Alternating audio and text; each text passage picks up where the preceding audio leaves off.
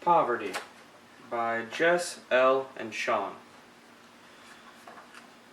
So, poverty is the state of people who are extremely poor in their own country. This would be people who don't have the required food, water, clothing, things like that you need as a human being to function in life. We are going to cover, for our 3 different forms of ethics, care ethics, Kantian ethics, and act utilitarianism.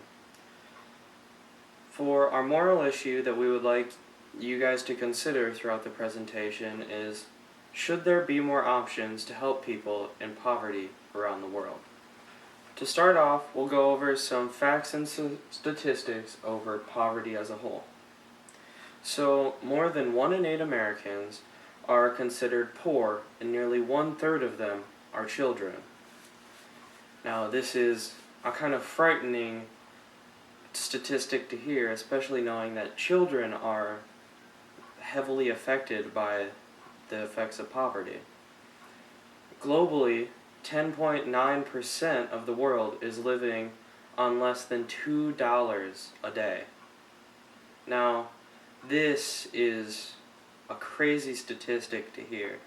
If you compare it to, in America, where they have the minimum wage. Now, most Americans, even when working multiple jobs at minimum wage, can barely stay above the poverty line in America and keep from, losing their basic human, necessities that they have, like food, water, clothing, stuff like that. 75% of children in poverty live in sub-Saharan Africa. This is crazy to hear because it's all in Africa, but there's also people in America who go through too, in Europe and Asia. It's all over the world. This is a worldwide phenomenon, but Africa is hit one of the hardest out of all of us. Globally, in 2016, over 63 million children were not attending schools. So you think about how in America it is pretty much required for you to go to school and get some form of education. But there's places in the world that aren't like that, and there's people that don't get education. And that's a staggering amount of people that aren't getting it. People born in America are expected to live 18 years longer than people in sub-Saharan Africa. And this again has to do with the fact that more of them have, they have more hardships and less of the basic human necessities that we do, like water and food and clothing. To give a little insight on it, we have a story of Lucia. Lucia is a young 11-year-old girl who lives in a 3-bedroom apartment with 11 other people. Her dad lost his construction job in 2007, and her mom is having a hard time keeping a job. Lucia and her family rely on food donations, especially from soup kitchens and stuff like that. Lucia stated in the article that I read, "One time my friends saw me at the soup kitchen, and now my friends no longer talk to me and treat me like someone who is in need."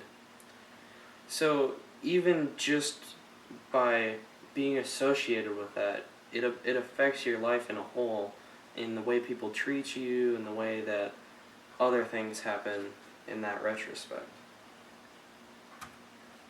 Now we'll start looking at our 3 different forms of ethics. To start, we'll start with utilitarianism. Poverty is described and viewed in many different ways. There are people who believe poverty is caused and only continues to grow because people aren't doing anything to get themselves out of poverty, or people are in such circumstances that it isn't even realistic for those people to get out of poverty. When poverty is talked about in the eyes of the people who are living in poverty, we are given the truth on the hardships, the sadness, pain, and struggle they go through each and every day. People believe that the poor, or the people living in poverty, are unmotivated to help themselves get out of where they are, and if they were to focus and work hard, they would have a better and higher chance of getting out of poverty. People also think that others living in poverty have a different sense of morality and the issues of right versus wrong. But according to PRB, a poll showed that about 2/3 of Americans believe that the poor have the same moral values as other Americans. This is important on how we answer our moral issues, should there be more options to help poverty around the world. Utilitarians look at this issue in a way that decides whether an act is right or wrong, depending on whether it is helpful or benefits a majority. This will decide whether the act was moral or immoral. Rule utilitarianism are rules for us to determine if the act is moral or not, and which will produce the most total well-being. Act utilitarianism tells us that an action is only right if it produces the best possible outcome for that situation. With this issue, rule utilitarianism would tell us that this did not produce the most total well-being. In fact, the people living in poverty are struggling so much that they can't even do anything about it in some situations. Almost half of the world's population is living in poverty, and more than half are living in extremely poor conditions. When utilitarianism would view this issue, they see that they need to help or fix this problem, because not only would it be benefiting and helping people living in these conditions, but they are also acting on an issue that would benefit the majority. The amount of poverty that is happening around the world is crazy and is only continuing to grow. Utilitarians would agree that it is in everyone's best interest to fix this issue and help out in any way that would benefit the majority. So, as I just stated, utilitarianism, the overall view is that we need to do something about it. The fact that it isn't being solved is immoral. Now we go to Kant's ethics. When Kant's ethics is viewed in this issue, we remember that Kant thinks we should have commands that everyone must follow, no matter what it is, and it is our duty to follow them always. Kant's categorical imperatives say that morality is living by the same rules we believe others should follow, and in the case, we see that poor or people living in poverty are struggling and having to give something up every day just to make it. We see that even though some people living in these conditions are not pushing themselves hard enough to get out, they are still trying. They are still suffering. And the people who are not living in poverty are made aware of the issues going on. Yet not much is being done to help this huge issue.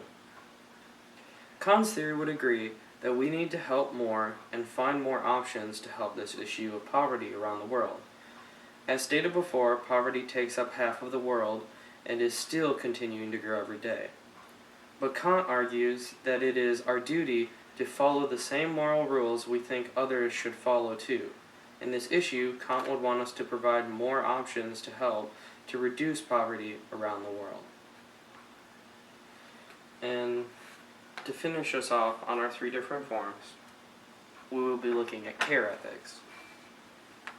Care ethics takes a different look into the idea of poverty. Instead of following our duty, living by the rules we believe everyone must follow, or only acting on something that benefits a majority, care ethic looks deeper and focuses on the relationships. It focuses on the care and needs of ourselves and others. As stated in the story of the young girl, Lucia, she and her family were living in poverty, and her father had lost his job while her mother struggled to keep one. Living in a small apartment with 11 other people and relying on food stamps, Lucia found herself sad, embarrassed, and scared that other people would judge her for being in these conditions. A person following care ethics would argue that we must help this little girl. We are fighting for this little girl because we have connected a relationship with her. We have understood her pain. We are going to help her in any way. Poverty can do a lot to people, and making them vulnerable, sad, dependent, or even immoral. And care ethics notices those feelings, thoughts, or actions, and takes initiative to help them. Care ethics would be supportive of giving more options to help the poverty around the world, because there are so many people affected by this issue.